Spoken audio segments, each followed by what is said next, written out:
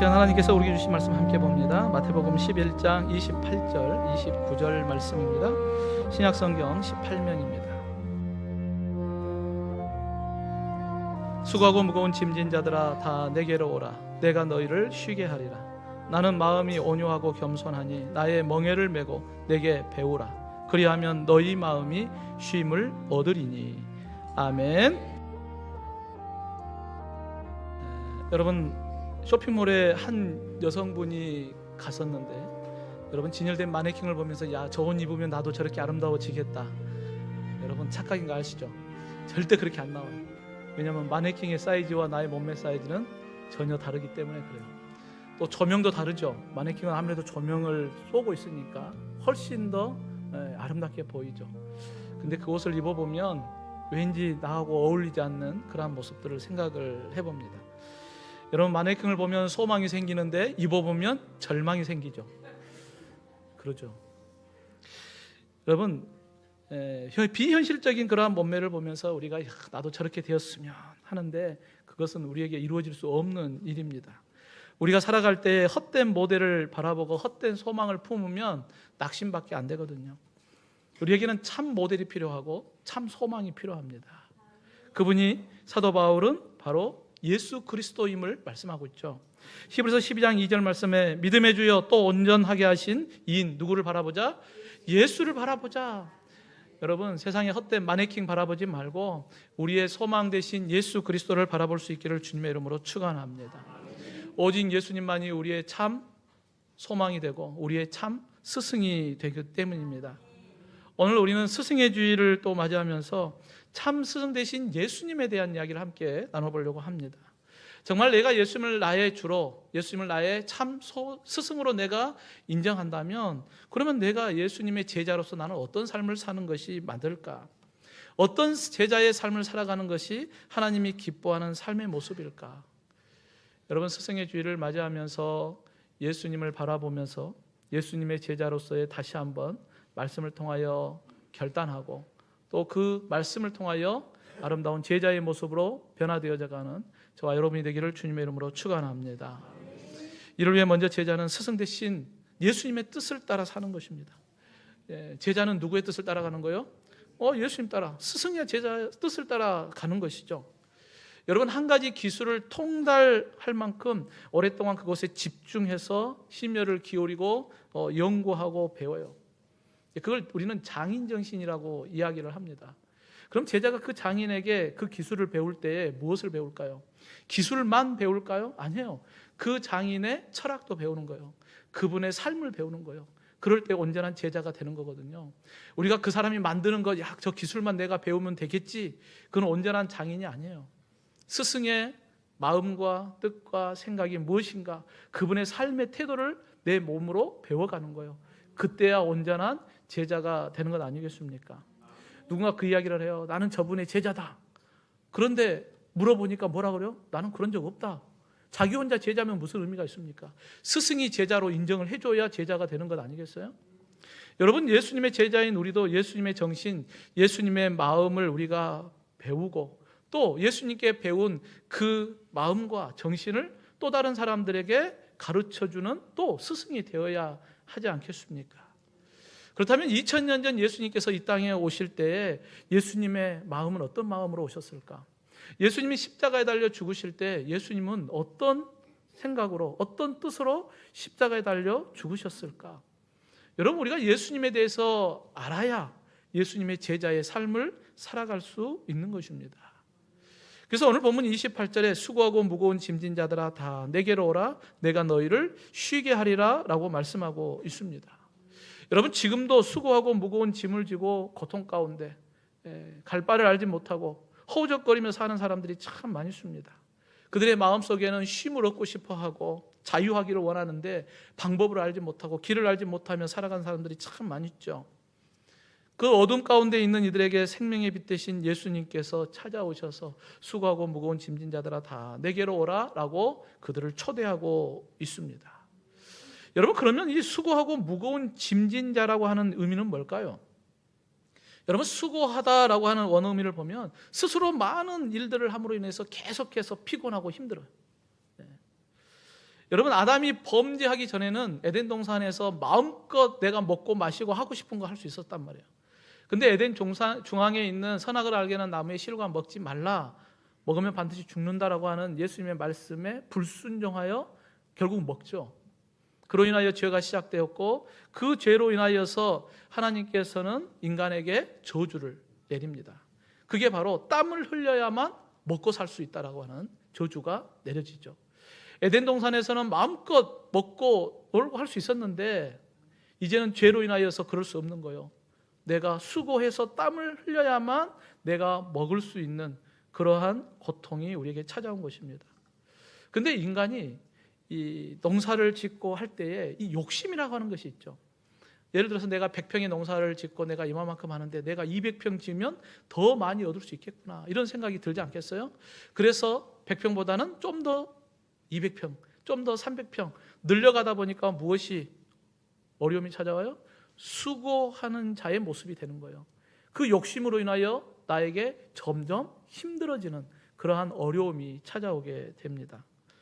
여러분, 이와 같이 인간의 욕심은 끝이 없죠. 하나 가지면 2개 가지고 싶고, 또 2개 가지면 더 가지고 싶고, 9가지를 가지면 하나만 더 가지면, 그러면서 또 다른 욕심을 갖는 그러한 어리석은 모습이 우리의 모습입니다. 그러다 보니까 우리의 삶은 항상 수고하는 자의 무거움이 있는 것입니다.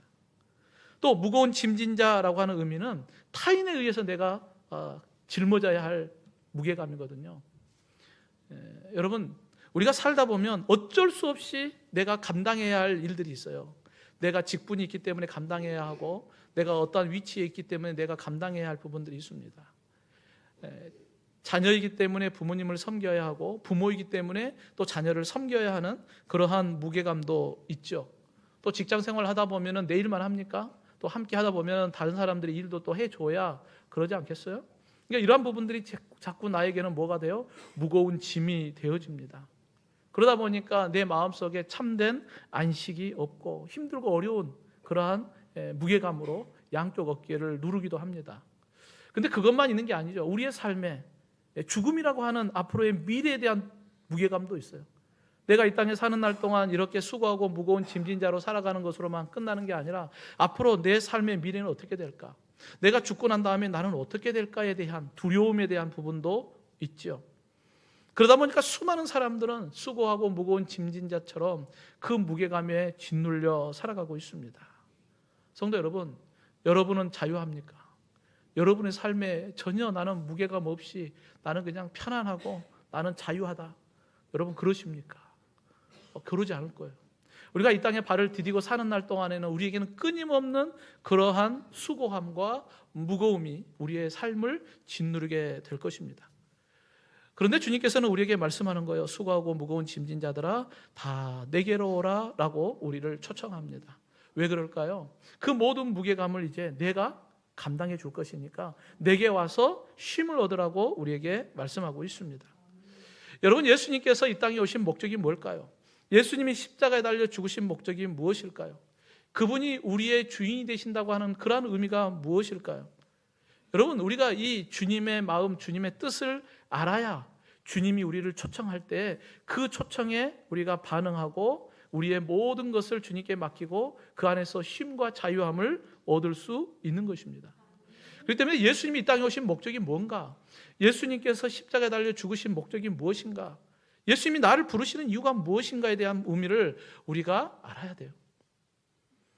여러분, 아담 이후에 죄와 사망이 우리에게 찾아왔고 그 죄와 사망으로 인하여 우리에게는 끊임없는 무게감을 가지고 삽니다. 그러면 그 죄와 사망만 해결이 되면 우리는 자유할 수 있죠. 그죠? 죄와 사망 때문에 우리가 수고하고 무거운 짐진 자의 삶을 사니까 이 죄와 사망만 해결이 되면 우리는 자유할 수 있는 거예요. 이를 위해서 로마서 8장 1, 2절에 이제 그리스도 예수 안에 있는 자에게는 결코 정죄함이 없나니 이는 그리스도 예수 안에 있는 생명의 성령의 법이 죄와 사망의 법에서 너를 해방하였음이라. 믿으시면 아멘 합시다. 예수님이 이 땅에 오신 이유는 우리를 죄와 사망에서 해방하기 위해서 우리에게 오셨어요. 그 예수님 안에서만이 우리가 자유함을 누릴 수 있고 쉼을 얻을 수 있는 것입니다. 그러기에 예수님 안에서 제자된 우리는 그 예수님이 주시는 쉼, 예수님이 주시는 자유를 누리게 되는 것이죠. 여러분, 이것을 우리가 늘 인정하며 사는 거예요. 예수님이 나에게 죄와 사망에서 나를 건져주시고 나는 죄와 사망에서의 그 모든 수고와 짐으로부터 나를 자유케 하셨다. 그래서 내 모든 것을 주님께 맡기면 주님이 나의 모든 것을 담당하시니까 나는 자유할 수 있다라고 하는 것을 여러분 늘 인정하시기를 주님의 이름으로 축원합니다. 한번 따라해 봅시다. 나는 주 안에서 자유합니다. 아멘입니까? 여러분, 나의 능력이 아니에요. 주님이 나의 모든 죄와 사망을 감당해 주셨기 때문에 내가 주님께 맡기니까 자유할 수 있는 거예요. 근데 이것을 내가 맡기지 못하면 여전히 나는 그걸 짊어지고 사는 것입니다. 여러분, 우리가 예수님의 제자의 삶을 산다는 것은 이와 같이 주님께 내 모든 것을 맡기는 거예요. 그리고 예수님의 제자의 삶을 산다는 것은 이제 그와 같은 삶을 내가 증거하며 사는 거예요. 야, 내가 예수 믿고 나의 모든 수고와 짐을 주님께 맡기니까 나는 그 안에서 자유하다. 나는 그 안에서 쉼을 얻고 나는 그 안에서 기쁨을 누릴 수 있다. 내가 만난 예수님이 나를 초대했던 것처럼 너희도 주님 앞으로 나와라. 이와 같은 삶을 사는 게 바로 제자의 삶이죠. 우리가 잘 알듯이 사도행전 1장 8절의 말씀처럼 성령이 너에게 임하시면 너희가 권능을 받고 그리고 난 다음에 우리가 예루살렘과 온 유대와 사마리아와 땅끝까지로 내 못되라 증인되라. 여러분, 제자의 삶은 이와 같은 증인의 삶이에요. 내가 예수님 만나니까 내가 자유할 수 있었고 쉼을 얻을 수 있었다. 이와 같은 증인의 삶을 살 때 또 다른 사람들이 예수님 앞에 나와서 자유함을 누릴 수 있는 것입니다. 사랑하는 성도 여러분, 오직 예수님만이 우리에게 참 자유, 우리에게 참된 안식을 주시는 분이심을 여러분 믿으시길 주님의 이름으로 축원합니다. 그 주님이 오늘도 저와 여러분에게 다 내게로 오라 초청해 주셔서 우리는 그 안에서 자유함을 누리고 있어요. 또 예수님은 또 다른 많은 사람들에게 다 내게로 오라라고 그들을 부르고 계십니다. 예수님의 제자된 저와 여러분, 주님이 우리에게 주신 그 뜻, 그 마음을 우리가 품고 참된 주님 대신 예수 그리스도를 전함으로 인하여서 또 다른 사람들이 주님 안에서 자유를 누리는 귀한 은혜가 있기를 주님의 이름으로 축원합니다. 이와 같이 우리가 예수님의 뜻을 전하는 제자라고 한다면 우리의 삶은 예수님을 닮아야죠. 우리가 예수님의 뜻을 전한다고 한다면 당연히 우리가 예수님을 닮아가는 삶의 변화가 일어나야 하는 것이죠. 여러분, 유전적으로 아들은 누구를 닮겠어요? 아들은 아버지를 닮는 게 당연한 거 아니겠습니까? 그러니까 아들을 딱 보면은 아버지의 그 말투라든지 또 성격이라든지 걸음걸이라든지 뒷모습이라든지 습관이라든지 뭐 이런 부분들을 많이 닮죠. 그렇죠? 그러니까 당연한 거 아니겠습니까? 아들이 아버지 닮는 거. 근데 이제 그러다 보니까 이제 어머니들이 한때는 자식들이 하는 것을 마음에 안 들면 뭐라 그래요? 자식들이 마음에 안 들면 에휴, 지혜비 닮아가지고 뭐 지혜비 닮았고 똑같이 저러고 있다고 그러잖아요. 예. 당연한 거죠. 아들이 아버지 닮은 건 당연한 거예요. 여러분, 스승과 제자의 관계도 마찬가지예요. 여러분, 제자면 당연히 누굴 닮아야 돼요? 스승 닮아야죠. 당연히 스승 닮는 게 제자의 모습 아니겠습니까? 그러려면 당연히 제자는 누구를 바라보는 거예요? 스승 바라보는 거예요. 항상 스승을 바라보고 스승의 말씀이 무엇인가, 스승의 가르침이 무엇인가, 그러한 부분들을 항상 보고 배워야죠. 내가 예수님이 누구인가를 알지 못하면 예수님의 제자의 삶을 살아가는 것은 불가능한 일 아니겠습니까? 여러분, 우리가 예수님의 제자이기 때문에 당연히 예수님 바라보고 예수님을 닮아가는 그 변화의 과정이 있어야 돼요. 이걸 우리는 성화의 과정이라고 이야기합니다. 예수님의 제자이기 때문에 예수님의 뜻이 무엇이고 예수님의 마음이 무엇인가를 잘 알아야 됩니다. 여러분, 만약에 여러분에게 누군가가 야, 집사님 보니까 정말 예수님 본 것 같습니다. 그럼 기분 좋겠죠? 집사님 보니까 정말 내가 예수님 만난 것처럼 너무 좋습니다. 그러면 여러분 얼마나 기분 좋습니까? 야, 내 삶이 정말 예수님 닮아가는 그런 삶이 되는구나. 그보다 더 큰 칭찬이 어디 있겠습니까? 여러분, 우리가 닮아야 할 예수님의 모습, 오늘 본문 29절에 보면 예수님이 이렇게 말씀하죠. 나는 마음이 온유하고 겸손하니. 여러분, 우리가 예수님께 먼저 배워야 할 것이 있어요. 바로 예수님의 마음입니다. 여러분, 우리의 말과 행동은 어디서부터 나와요? 마음에서부터 나오는 거거든요. 그러니까 우리가 예수님의 마음을 알아야 돼요. 예수님의 마음을 알아야, 예수님의 마음을 닮아야 우리의 말과 행동도 예수님 닮아가는 모습이 자연스럽게 나오겠죠. 근데 마음이 예수님을 닮지 않으면 우리가 말과 행동은 예수님처럼 해보겠다 하지만 그게 아니거든요. 쉽지 않아요. 그러기에 잠언 4장 23절에 모든 지킬 만한 것 중에 더욱 무엇을 지켜라? 내 마음을 지키라 라고 우리에게 말씀하고 있어요. 여러분, 우리의 마음이 예수님 닮아야 우리가 예수님의 삶을 살아갈 수 있는 것입니다. 근데 예수님의 마음을 알지도 못하고 예수님의 마음을 닮으려고 하지 않는다면 당연히 우리의 말과 행동은 예수님과 상관없어요.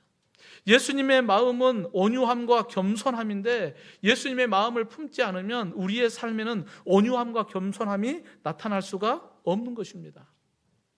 여러분, 예수님은 나의 마음, 온유함과 겸손함을 배우라고 우리에게 말씀하고 있습니다. 이 온유함이라고 하는 언어의 의미를 보면 어떤 뜻도 있냐면 겸손하다라고 하는 뜻도 그 안에 포함이 되어 있거든요. 그러니까 온유함과 겸손하라 하는 것은 겸손하고 겸손하라라고 하는 의미가 되기도 하는 것입니다. 여러분, 우리야 뭐 가진 것 없으니까 뭐 특별히 우리가 내려놓을 것 없지만 우리의 스승 되신 예수님은 다르잖아요. 우주 만물을 창조하신 그 하나님께서 영광의 보좌를 포기하고 낮고 천한 이곳에 인간의 모습으로 우리에게 찾아오셨잖아요. 그리고 자신의 생명을 내어주시기까지 우리를 사랑하시는 예수님의 그 크신 사랑, 예수님은 그 모든 것을 다 내려놓으셨거든요. 그게 바로 겸손하고 겸손한 예수님의 모습이에요. 여러분, 포기하고 내려놓을 것 없는 우리는 뭐 쉽잖아요. 그런데 가진 것 많은 분이 내려놓는다는 것은 결코 쉽지 않습니다. 여러분, 요한복음 13장에 보면 예수님께서 제자들과 이제 최후의 만찬을 하고 제자들의 발을 씻겨주는 세족식의 사건이 기록되어 있습니다. 여러분, 발을 씻긴다는 것은 종들 가운데 가장 계급이 낮은 종이 하는 가장 천한 일이거든요. 근데 예수님께서 제자들의 발을 씻겨 주시죠. 여러분은 만왕의 왕이신 예수님께서 제자들 앞에 무릎을 꿇고 제자들의 그 더러운 발을 씻겨요. 그게 쉬운 일이겠습니까? 결코 쉬운 일이 아니죠. 예수님께서는 제자들에게 말씀합니다. 내가 너희에게 행한 것 같이 너희도 행하게 하려 하여 본을 보였노라. 여러분, 예수님께서 스승께서 그렇게 하셨으니까 누가 해야 돼요? 제자가 그렇게 하는 거예요. 제자가 그렇게 함으로 인하여서 또 다른 제자가 그걸 보고 배우고 또 그와 같은 삶을 사는 것입니다. 우리가 예수님의 제자라고 한다면 당연히 우리가 해야 될 게 뭐겠습니까? 겸손하고 겸손해서 예수님의 마음을 품고 우리의 말과 행동 속에서 예수님의 그 겸손함을 나타내는 자가 되어야 하는 것을 우리에게 말씀하는 거예요. 이렇게 하기 위하여 내가 본을 보였노라 라고 예수님은 말씀하고 있습니다. 여러분, 자신은 모든 권리를 갖고 계시지만 자신의 모든 것을 포기하셨어요. 그리고 예수님은 어디까지 낮아져요? 죄인의 친구가 되어 주셨어요. 저와 여러분이 죄인이었던 우리의 친구가 되어주시기 위하여 오셨고 우리를 위하여 자신의 생명까지 내어 주셨습니다. 이 예수님의 마음을 제자는 배워야 돼요. 이 예수님의 마음을 우리가 닮아가야 하는 것입니다. 여러분, 예수님께서 부끄러움의 십자가, 고난의 십자가를 지신 이유는 우리에게 그 본을 보여주시고 그 길을 우리에게 가르쳐 주시고 제자로서 그 길을 걸으라고 우리에게 말씀하고 있습니다. 여러분, 한번 생각해 보십시오. 예수님께서 그 모든 영광을 버리고 낮고 천한 겸손의 자리에서 지셨던 그 십자가의 사건과 지금 내가 수고하고 무거운 짐을 지고 가는 지금 나의 삶과 비교해 보면 여러분, 결코 우리의 수고와 무거움은 비교할 것이 못 되죠. 그러지 않습니까? 내가 지고 있는 수고와 무거운 짐이라고 바둥바둥 거리지만 예수님께서 지셨던 그 십자가와 비교해 보면 아무것도 아니잖아요. 그런데 우리는 그것이 너무나도 힘들고 어려워서 그것에 주저앉아 버리는 우리의 연약함들이 있습니다. 그러기에 주님도 오늘도 우리에게 부르는 거예요. 수고하고 무거운 짐진 자들아 다 내게로 오라. 주님이 우리를 불러주셨고 오늘도 우리는 그 주님 안에서 참 자유, 쉼을 얻게 되었습니다. 그런데도 우리는 그 길을 걷기가 참 어렵죠. 예수님의 마음을 품고 온유함과 겸손함으로 주의 길을 따라가려고 하지만 제자로서의 그 길을 걷는 것이 참 어려울 때가 있습니다. 여러분, 왜 그럴까요? 우리 안에는 욕심이 있기 때문에 그래요. 내려놓고 포기하고 해야 되는데 이게 안 돼요. 우리 안에는 욕심이라고 하는 것이 있기 때문에 우리가 더 높아지려고 하고 더 많이 가지려고 하다 보니까 이게 예수님 따라간다는 게 이게 쉽지 않네요.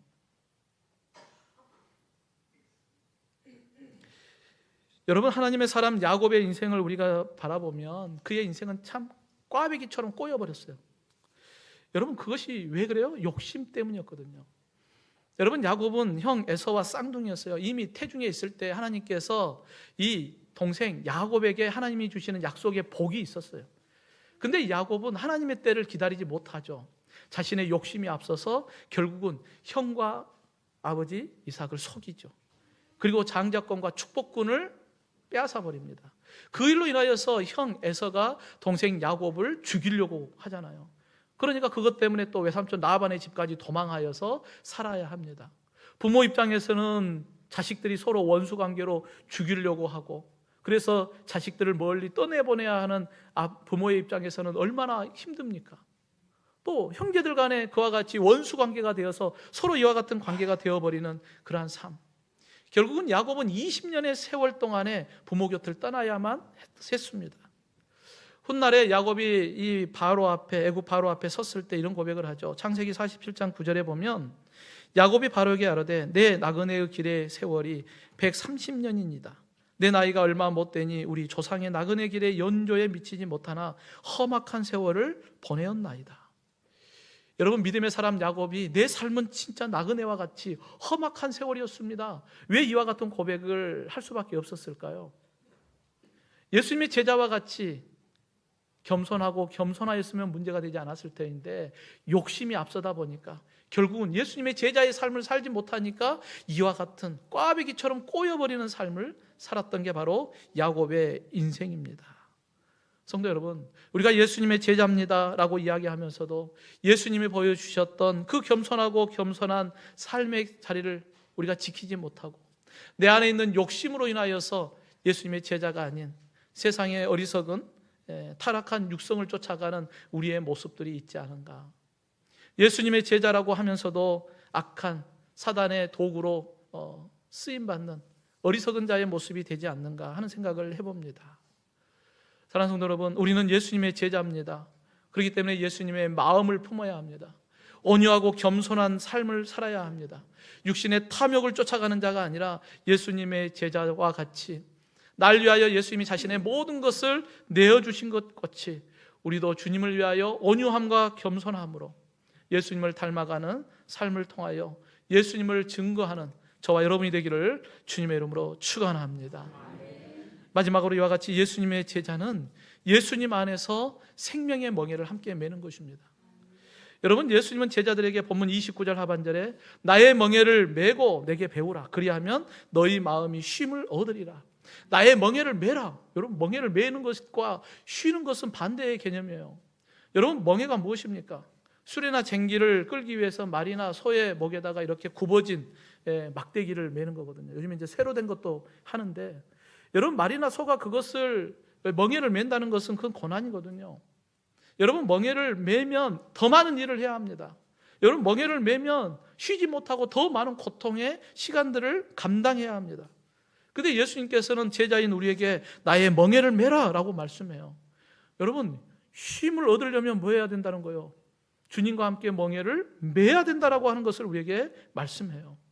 여러분, 주님과 함께 멍에를 메면 예수님과 같이 더 많은 일을 해야 되고 더 많은 수고를 해야 되고 더 많은 고통을 감당해야 합니다. 여러분, 그럼에도 여러분 예수님의 제자 되겠습니까? 아멘입니까? 내가 그러한 고난이 와도 나는 그래도 주님과 함께 나는 멍에를 메겠습니다. 이게 바로 제자의 모습 아니겠습니까? 여러분, 과거에는 우리는 죄의 종으로서 죄의 멍에를 맸어요. 근데 이제 주님이 우리에게 나와 멍에를 매자, 이것은 죄의 멍에가 아니라 주님의 멍에예요. 다르죠? 우리가 이제 매야 할 멍에는 종류가 다른 거예요. 과거에는 죄의 멍에였다면 이제는 하나님의 자녀로서의 멍에를 매는 것입니다. 여러분, 예수님께서 우리에게 가르쳐 주신 그 십자가의 멍에, 그것은 생명을 살리는 멍에입니다. 예수님께서 우리에게 나와 같이 멍에를 매자, 그 멍에는 십자가의 멍에인 것입니다. 요한복음 13장 34절에 새 계명을 너희에게 주노니 서로 사랑하라. 내가 너희를 사랑한 것 같이 너희도 서로 사랑하라. 여러분, 주님께서 우리를 사랑하셔서 십자가에 멍에를 매셨어요. 이제 우리도 주님을 사랑하기 때문에 이제 주님과 함께 그 십자가의 멍에를 우리가 함께 매자는 거예요. 여러분, 그 십자가는 우리에게 무엇을 주셨어요? 생명을 주신 거예요. 이제 우리도 그 예수님의 십자가의 멍에를 함께 매므로 인하여서 내게 주신 생명을 또 다른 사람에게 생명을 나누는 그 일에 함께 하자. 주님은 우리를 부르고 계신 것입니다. 여러분, 우리가 멍에를 맨다는 것은 참 힘들고 어려운 일입니다. 그런데 내가 그 사람을 사랑해서 멍에를 매면 쉽죠. 내가 그 사람을 사랑하기 때문에 내가 매는 멍에라면 그 멍에는 가벼워져요. 그래서 내 멍에는 쉽고 가벼워져요. 그 전제 조건이 뭐예요? 주님의 사랑이 그 안에 있기 때문입니다. 오늘도 주님의 제자인 우리가 매는 것은 주님의 사랑 안에서 주님과 함께 그 생명의 십자가의 멍에를 함께 감당하는 것입니다. 여러분, 누가복음 10장에 보면 선한 사마리아 비유가 기록되어 있어요. 예수님께서 말씀하시는데 한 유대인이 예루살렘에서 여리고로 내려가다가 강도를 만났어요. 옷벗김을 당하고 매를 맞고 죽게 생겼단 말이에요. 근데 그때 제사장과 레위인이 지나가다가 그 사람을 봤어요. 그런데 그걸 버려두고 그냥 가버려요. 이유가 뭘까요? 성경은 기록되지 않았지만 시신을 만지면 부정해지거든요. 자신들은 성전에 가서 하나님을 섬겨야 되는데 부정해지면 섬길 수가 없으니까. 그러한 이유도 있었을 거예요. 또 그거는 강도들이 출몰하는 지역이니까 두려움도 있었겠죠. 그러니까 빨리 그 자리를 뜨고자 하는 마음도 있었을 거예요. 또 그 사람을 도와주려면 내가 여러 가지 손해를 봐야 되니까 힘들죠. 근데 그걸 내가 감당하려고 하니까 버거워서 포기할 수도 있었겠죠. 성경은 무엇 때문인지는 이야기하지 않지만 그 제사장과 레위인은 그 자리를 떠나버렸습니다. 그런데 그 뒤에 왔던 사마리아인은 이 유대인을 잘 치료해 줍니다. 근데 이 본문의 배경을 좀 생각을 해보면 당시 유대인들은 사마리아인들을 가까이 하지 않아요. 왜냐하면 이방인들과 피가 섞였기 때문에 천하게 여겼어요. 그래서 항상 멀리하고 조롱했거든요. 그런데 그 사마리아인이 오히려 유대인을 도와줘요. 어떻게 그럴 수 있었을까? 그 마음속에 국률함이 있었고 사랑하는 마음이 있었기 때문에 자신의 시간을 들이고 자신이 감당해야 할 여러 가지 멍해들을 감당했던 거예요. 여러분, 주님 오늘도 우리에게 말씀하는 거예요. 그 십자가의 사랑으로 나와 함께 멍에를 매자고 주님께서 저와 여러분을 부르신 것입니다. 주님의 제자는 주님의 그 사랑의 십자가를 함께 매는 것입니다. 여러분, 힘들고 어렵지만 주님의 제자로서 그 멍에를 주님과 함께 메고 주님을 배워가고 주님의 그 사랑을 통하여 생명을 낳는 그 제자의 삶을 살아가는 저와 여러분이 되기를 주님의 이름으로 축원합니다. 한 농부가 밭을 갈기 위하여 2마리 소에다가 멍에를 맸어요. 한 마리는 덩치가 크고 힘도 센 소입니다. 근데 한쪽은 아직까지 약한 송아지예요. 두 소와 송아지에다가 이렇게 멍에를 매니까 지나가는 사람이 바라보면서 농부에게 하는 거예요. 야, 어떻게 저렇게 힘없는 송아지에다가 멍에를 매냐? 그럴 수 있냐? 라고 이야기를 해요. 그러니까 이 농부가 하는 이야기가 사실 지금 저 소와 송아지가 함께 멍에를 메고 있지만 저 송아지는 하는 일이 아무것도 없다는 거예요. 모든 일은 누가 해요? 힘센 저 소가 다 하는 것이지 그냥 멍에는 송아지는 그냥 멍에만 메고 그냥 따라만 다닐 뿐이라는 거예요. 그러면서 하는 이야기가 저렇게 해야 저 작은 송아지가 큰 소에게 일을 배울 수 있다는 거예요. 그리고 그냥 옆에만 있어도 일을 이렇게 하는구나 하는 것을 이 송아지가 큰 소에게 배워야 나중에 커서 그 일을 감당할 수 있다는 거예요. 그러니까 오히려 큰 소 때문에 작은 송아지가 어려움을 당하는 게 아니라 오히려 이 큰 소가 작은 송아지의 모든 것을 감당하고 그 어린 송아지를 보호하고 그 어린 송아지에게 가르쳐줘서 소로서의 성장을 도와주는 역할을 한다고 이야기합니다. 성도 여러분, 오늘 주님은 우리에게 무엇을 말씀합니까?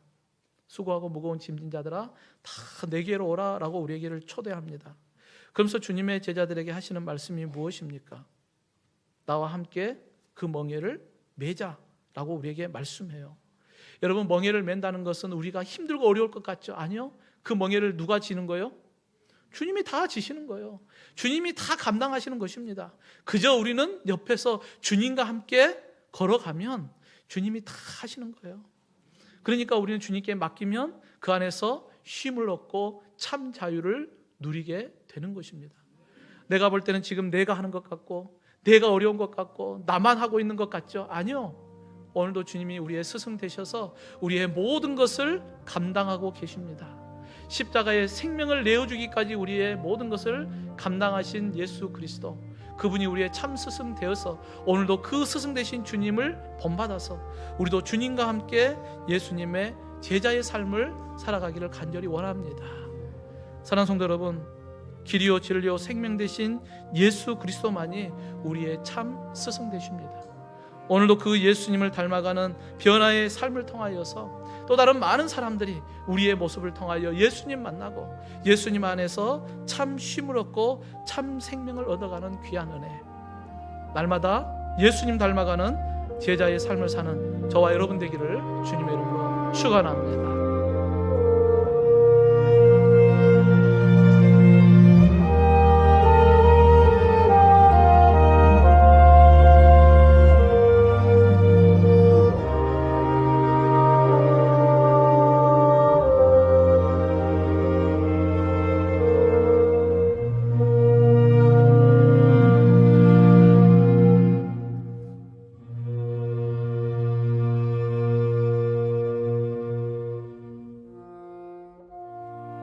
수고하고 무거운 짐진 자들아 다 내게로 오라. 내가 너희를 쉬게 하리라. 나는 마음이 온유하고 겸손하니 나의 멍에를 메고 내게 배우라. 그리하면 너희 마음이 쉼을 얻으리니.